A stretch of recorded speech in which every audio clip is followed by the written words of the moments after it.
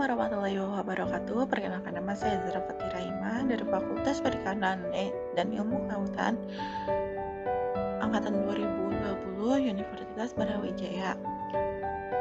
Pada kesempatan kali ini saya akan membahas materi UTS mata kuliah pengantar bioteknologi, yaitu DNA dan RNA. Sebelumnya, apa sih DNA itu sendiri? DNA sendiri merupakan polimer asam nukleat yang tersusun secara sistematis dan merupakan pembawa informasi genetik yang diturunkan kepada jasad keturunannya. Informasi ini disusun dalam bentuk kodon yang berupa 3 pasang basa nukleotida dan menentukan bentuk, struktur, maupun fisiologi suatu jasad.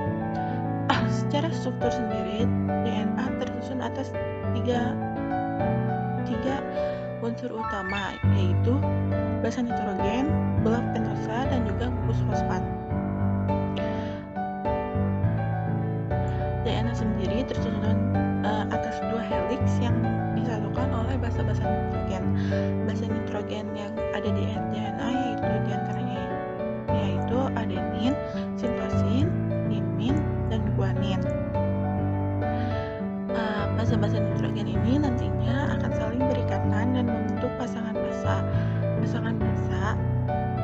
Pasangan basa nitrogen yang menyatu itu akan membentuk ikatan hidrogen seperti sitosin dengan guanin yang akan membentuk 3 ikatan hidrogen dan adenin dengan timin yang akan membentuk 2 ikatan hidrogen.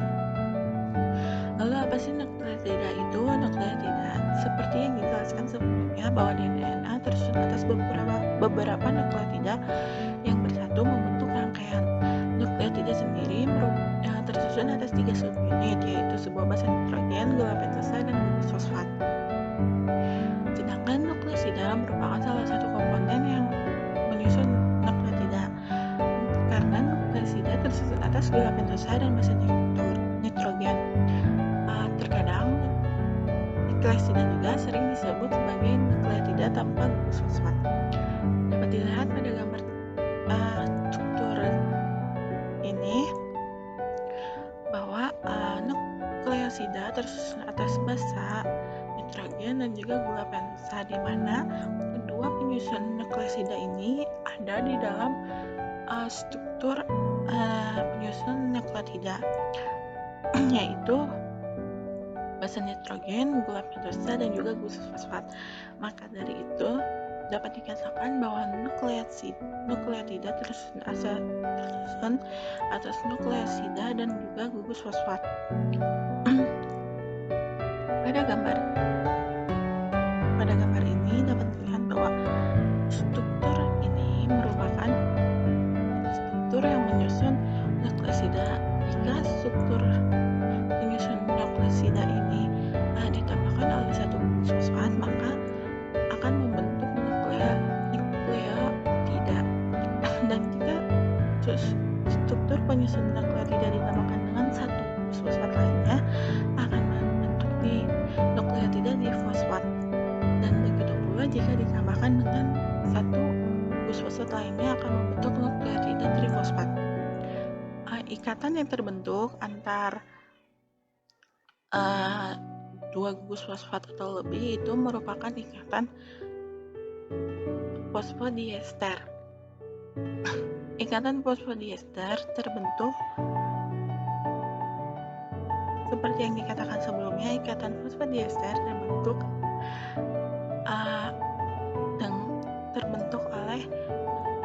jika dua atau lebih gugus fosfat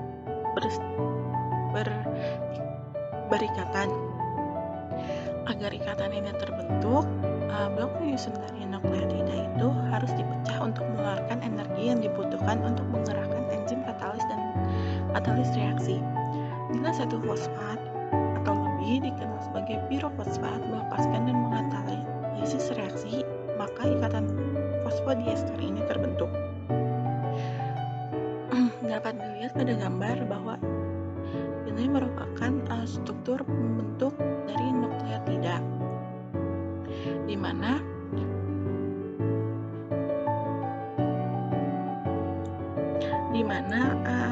di antara basa nitrogen ini akan membentuk suatu ikatan yang dinamakan dengan ikatan hidrogen, sedangkan di antara dua gus fosfat yang saling berikatan ini akan membentuk ikatan fosfodiester. Berikut merupakan contoh beberapa struktur dari ikatan fosfodiester itu sendiri. Lalu selanjutnya ada basa nitrogen seperti yang dijelaskan sebelumnya bahwa terdapat kayak fosfat, gula deoksirisa dan basa nitrogen sendiri terbagi menjadi dua, yaitu purin serta pirimidin. Purin sendiri merupakan ikatan basa cincin nitrogen dua karbon seperti adenin dan guanin. Purin merupakan protein yang termasuk dalam golongan nukleoprotein.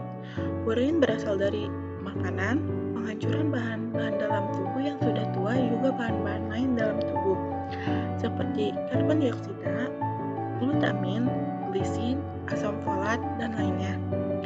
Biosintesisnya berlangsung di dalam asam nukleat.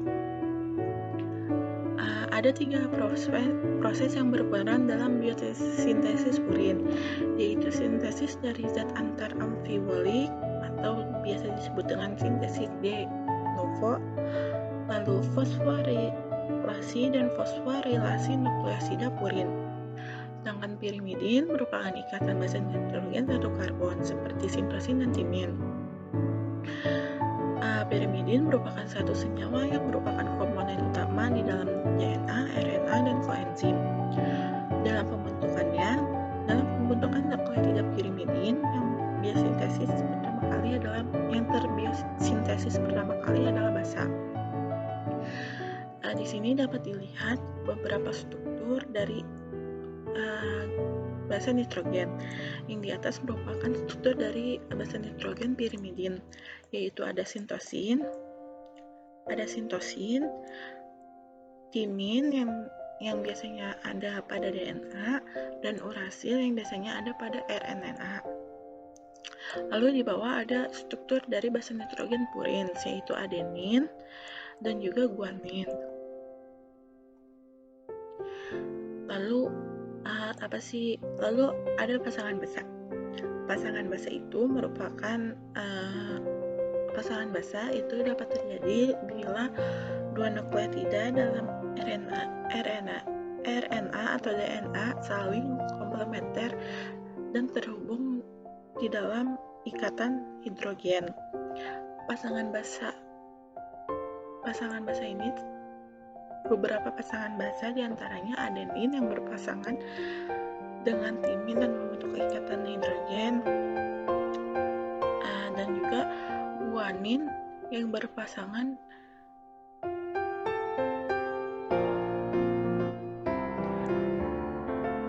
dengan sitosin di dalam DNA. Sedangkan di dalam RNA nantinya timin akan ditebarkan oleh urasil. Maka dari itu di dalam RNA adenin tidak berpasangan dengan timin, melainkan adenin berpasangan dengan urasil. Pasangan basa juga merupakan mekanisme dasar bagi kodon pada mRNA. Lalu selanjutnya ada macam-macam DNA. Berdasarkan bentuknya, DNA dibedakan menjadi 3, yaitu DNA A, DNA B, dan DNA Z. Yang pertama ada DNA A. DNA A merupakan bentuk dari bDNA atau DNA B yang berubah karena mengalami dehidrasi. Dilansir dari Visual Science, pada penambahan larutan non-elektrolit, DNA mengalami dehidrasi dan mengubah cincin gula deoksiribosa dari bentuk endokonfirmasi C2 ke bentuk C3 dan membentuk ADNA. ADNA memiliki heliks 10 pasang basa berdiameter 26 angstrom, tinggi 28,6 angstrom pada satu putarannya. Dilansir dari Micronotes, ADNA memiliki inti yang berlubang seperti pada gambar. Karena pasangan basa dipindahkan menjauh dari sumbu pusat seperti DNA, ADNA juga memiliki heliks yang berputar ke arah kanan. Ini merupakan gambar dari ADNA. Lalu selanjutnya ada DNAB atau BDNA. BDNA sendiri merupakan DNA yang selama ini kita kenal dan paling melimpah dalam tubuh makhluk hidup. Dilansir dari Biological Database, pada pH netral dan konsentrasi garam fisiologis, DNA secara alamiah membentuk bentuk umumnya berupa BDNA atau DNAB. Satu putaran BDNA memiliki 10 pasang basa berdiameter 20 angstrom, tinggi 34 angstrom, dengan inti pusat yang kokoh. BDNA memiliki cincin gula deoksiribosa berupa endokonfirmasi C2. Ini merupakan gambar dari bentuk BDNA. Lalu selanjutnya ada DNA Z atau zDNA. Menurut Andres Wang dan Alexander Rich menemukan bahwa bentuk dari BDNA dapat berubah lagi dikarenakan oleh kondisi garam tinggi atau kelembapan yang rendah membentuk zDNA. zDNA memiliki bentuk double helix kidal karena bentuknya berputar ke kiri, bukan ke kanan seperti BDNA ataupun ADNA. Setiap putaran helix DNA mengandung 12 nukleotida dengan pola zigzag dan inti yang padat.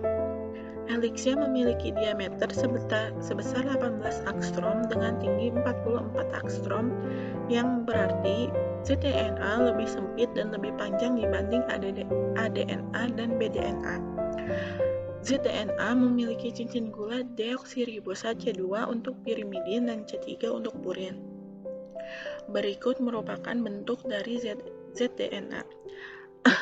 Selain 3 bentuk DNA ini, ada juga cDNA, yang merupakan DNA yang terbentuk pada kelembapan relatif 66% dan dipengaruhi oleh keberadaan ion magnesium dan litium.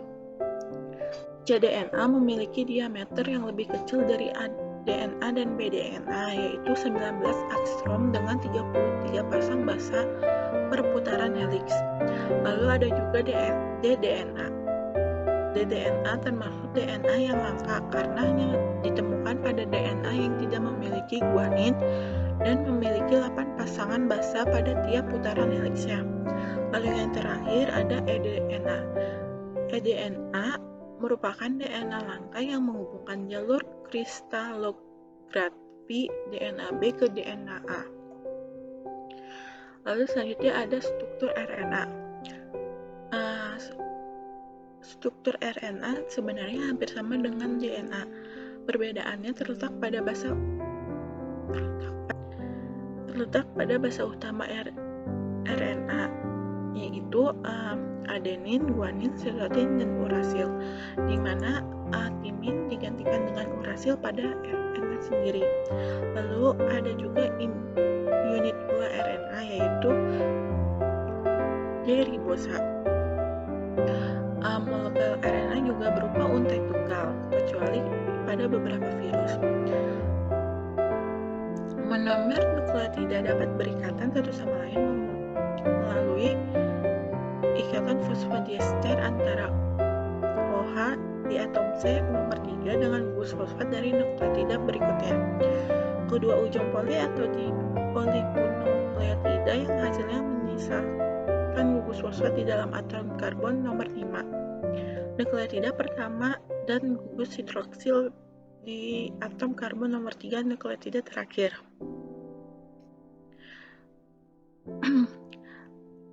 Ribonukleotida sendiri merupakan salah satu penyusun RNA. Kerangka dasar dari polinukleotida itu asam nukleat tersusun atas residu fosfat dan ribosa yang berselang-seling. Urutan basa dalam polinukleotida ditulis dari ujung yang memiliki gugus fosfat di atom karbon nomor 5 ke ujung yang memiliki gugus hidroksil di atom ke nomor 3, atau juga biasa disebut dengan ujung 5 ke 3. Ribonukleotida merupakan gula ribosa yang berikatan dengan basa nitrogen. Ribonukleosida yang terfosforilasi pada atom karbon nomor 5 disebut dengan ribonukleotida, sedangkan pada atom karbon nomor 1 disebut dengan ribonukleosida. Penyimpanan ribonukleotida biasanya dalam bentuk singkatan seperti misal U atau UAP yang berarti uridin monofosfat. Lalu selanjutnya ada macam-macam RNA. Macam-macam RNA itu terbagi menjadi dua, yaitu RNA genetik dan RNA non-genetik. RNA genetik sendiri merupakan RNA yang hanya dimiliki oleh organisme tertentu yang tidak memiliki DNA, misalnya virus. Fungsi RNA genetik sama dengan DNA, yaitu sebagai pewaris sifat dan mampu menyintesis protein. RNA genetik memiliki fungsi yang sama dengan DNA, yakni merupakan molekul genetik yang secara keseluruhan bertanggung jawab dalam membawa segala materi genetis seperti yang dimiliki DNA, seperti pada beberapa virus. Selain sebagai materi genetik, RNA pula lah yang mengatur aktivitas sel. Lalu selanjutnya ada RNA non-genetik. RNA ini terdapat pada organisme yang memiliki DNA sebagai pewarisan sifat. Jadi, baik DNA maupun RNA, keduanya terdapat dalam sel-sel organisme. Fungsi RNA non-genetik ini tidak sama dengan fungsi RNA. RNA non-genetik merupakan RNA yang tidak berperan sebagai DNA. RNA non-genetik dimiliki oleh makhluk hidup yang materi genetiknya diatur oleh DNA. Pada makhluk hidup, kelompok ini di dalam selnya terdapat DNA dan RNA. Di dalam RNA non-genetik ini terdapat 3 macam RNA non-genetik, yaitu messenger RNA, transfer RNA, dan RNA ribosom. Messenger RNA merupakan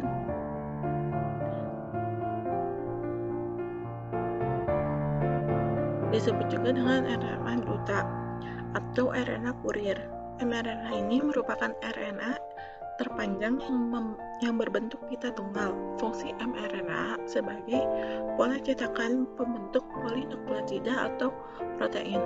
mRNA juga disebut dengan istilah kodon karena fungsinya sebagai pembawa kode-kode genetik dari DNA ke ribosom. mRNA disebut juga RNA duta. Lalu selanjutnya ada transverse RNA atau tRNA. tRNA merupakan RNA terpendek dan berperan sebagai penerjemah kodon yang dibawa oleh mRNA. Fungsi lainnya adalah membawa asam amino ke dalam ribosom untuk disusun menjadi protein. Bagian tRNA yang dapat berhubungan dengan kodon yang dibawa oleh mRNA disebut dengan antikodon. tRNA juga merupakan tempat molekul 75 yang mengusung asam amino. tRNA diperkirakan memiliki struktur tersier umum, yaitu struktur berdasarkan analisis difraksi sinar X. Analisis urutan tRNA menunjukkan struktur sekunder daun semanggi yang dibentuk oleh daerah basis pengiring antar bagian untai RNA dengan daun semanggi itu dilipat ke dalam struktur 3 dimensi. Lalu yang terakhir ada RNA ribosom atau rRNA. rRNA merupakan RNA yang jumlahnya terbanyak. Strukturnya berupa pita tunggal yang tidak bercabang dan fleksibel. rRNA diduga mempunyai fungsi penyusun ribosom dan membantu dalam proses sintesis protein.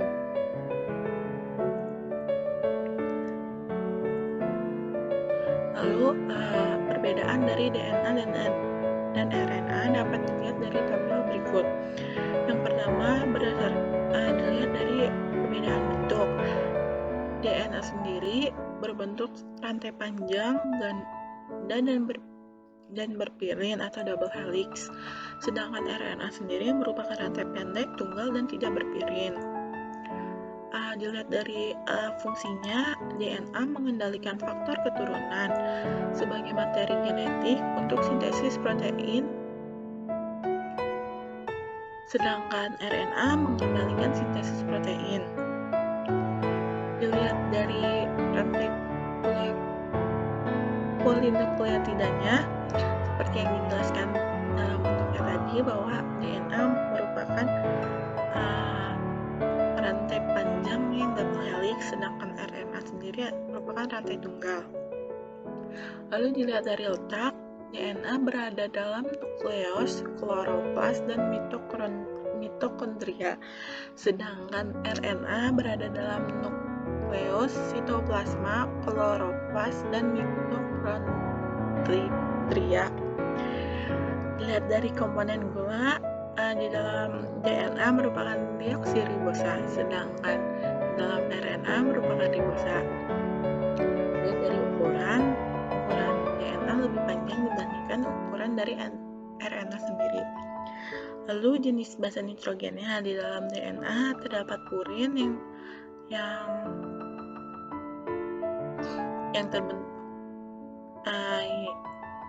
terdapat purin seperti adenin dan guanin, gugus fosfat dan pirimidin seperti cytosine dan timin. Sedangkan di dalam RNA terdapat purin, adenin dan guanin, dan pirimidin, yaitu sitosin dan uracil. Lalu dilihat dari kadarnya, kadar dari DNA sendiri merupakan tetap dan tidak dipengaruhi oleh aktivitas sintesis protein. Sedangkan kadar dari RNA berubah-ubah sesuai dengan jumlah sintesis protein yang dibutuhkan.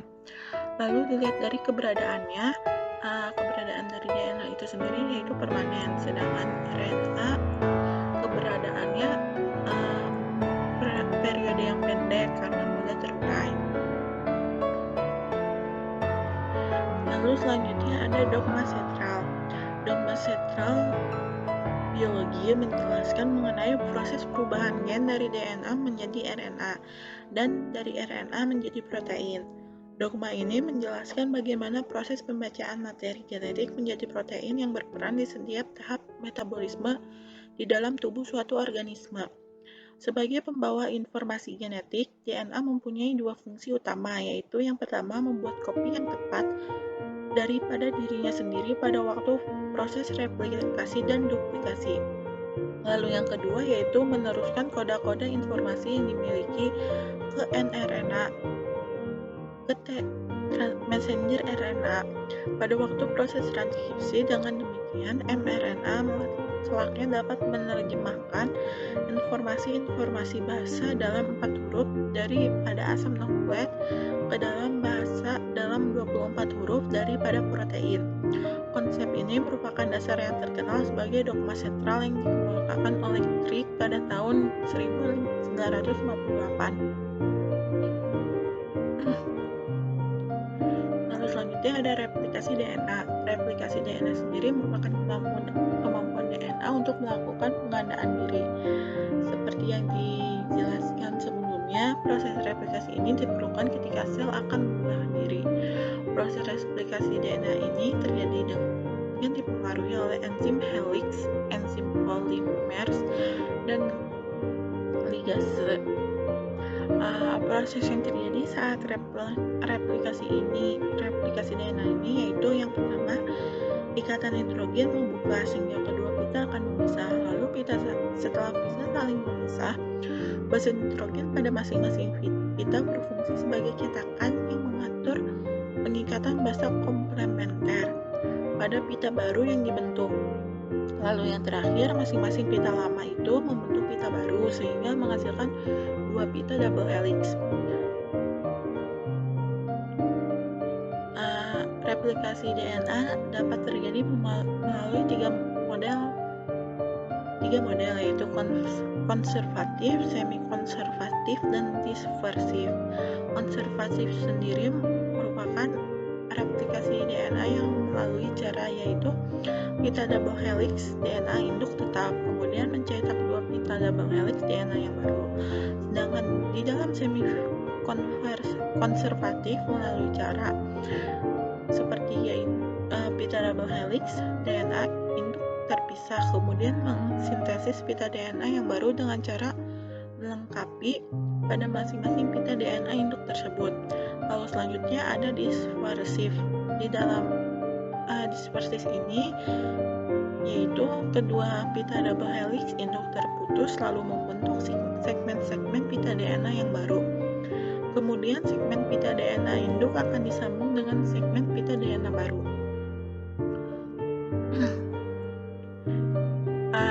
Lalu ada transkripsi dan translasi. Apa sih transkripsi dan translasi itu? Transkripsi sendiri merupakan pencetak mRNA oleh DNA dengan menggunakan enzim RNA polimerase. Hasil penyusunan mRNA yang sudah jadi akan meninggalkan inti untuk melekat pada ribosom yang merupakan organelle pelaksana sintesis protein. Lalu translasi sendiri merupakan kode pada mRNA yang akan terbaca oleh ribosom dengan dibantu oleh tRNA yang terdapat di dalam sitoplasma. tRNA akan datang membawa asam amino yang sesuai dengan kode mRNA tersebut. Kemudian tRNA akan bergabung dengan mRNA sesuai dengan kode pasangan basa. Bagian pada tRNA yang terlibat ini disebut antikodon, sedangkan yang berhubungan dengan tiga basa pada pita mRNA disebut dengan kodon. Asam amino akan berjejer-jejer dalam urutan yang sesuai dengan kodenya sehingga berbentuk protein yang berfungsi sebagai enzim dalam mengatur metabolisme sel dan reproduksi. Tahapan pada transkripsi dibagi menjadi tiga, yaitu tahap inisiasi, elongasi, dan terminasi. Tahap inisiasi merupakan tahap inisiasi sendiri merupakan translasi yang terjadi dengan adanya tahap inisiasi merupakan RNA polimerase terikat pada untaian DNA yang disebut sebagai promoter yang ditemukan di awal dekat suatu gen. Setiap gen mempunyai promoternya sendiri. Setelah terikat, RNA polimerase memisahkan untaian ganda DNA, menyediakan template atau cetakan untaian tunggal yang siap untuk ditranskripsi. Lalu selanjutnya tahap elongasi. Di dalam tahap ini satu untaian DNA untaian cetakan itu bertindak sebagai cetakan untuk digunakan oleh enzim RNA polimerase. Selagi membaca cetakan ini, RNA polimerase juga membentuk molekul RNA keluar dari nukleotida, membuat sebuah rantai yang tumbuh dari 5 ke 3. RNA transkripsi membawa informasi yang sama dari untaian DNA non-template atau disebut juga sebagai coding. Lalu selanjutnya ada tahap terminasi. Di dalam tahapan ini urutan memberikan sinyal bahwa transkripsi RNA sudah selesai. Setelah ditranskripsi, RNA polimerase melepas hasil transkripsi RNA. Di dalam translasi juga dibagi menjadi 3 tahap, yaitu inisiasi, elongasi, dan terminasi pula. Lalu selanjutnya enzim-enzim yang berperan dalam proses ini yaitu enzim helikase yang merupakan enzim yang berperan untuk melepaskan ikatan hidrogen dan basa yang terdapat pada rangkaian DNA. Lalu ada DNA helikase yang merupakan enzim yang berperan untuk membuka rantai ganda DNA induk. Lalu selanjutnya ada enzim primase yang merupakan enzim yang membentuk primer sebagai pemula untuk terjadinya sintesis protein. Lalu ada enzim ligase yang merupakan enzim yang menghubungkan segmen-segmen Okazaki sehingga terbentuk salinan DNA baru. Lalu yang terakhir tentunya ada enzim RNA polimerase yang merupakan enzim yang berperan dalam proses pembentukan rantai ganda yang dimiliki oleh DNA.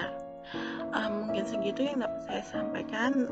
Terima kasih dan maaf bila ada kesalahan dalam penyebutan kata atau kalimat.